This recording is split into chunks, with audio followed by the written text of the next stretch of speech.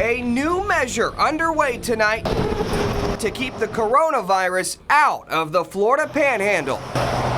People taking I-10 East into the Sunshine State told to begin isolating only if they're from New Orleans or New York City, two of the hardest hit areas. You know, we're either trying to fight this virus or we're not. And the more people are being shuttled around all over the country, I just think it makes it more difficult. And so we've done what we could here with New York City, and we're also doing the same with the New Orleans hotspot. Now, if you live near the state line and make that drive regularly, you shouldn't have any trouble getting through. But be ready for the slowdown and to answer the question where you're coming from.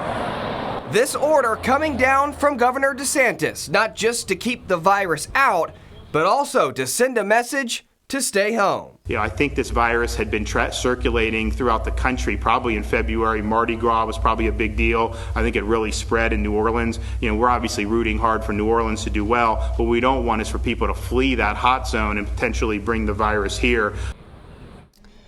A late breaking here tonight, more information on these checkpoints from FDOT.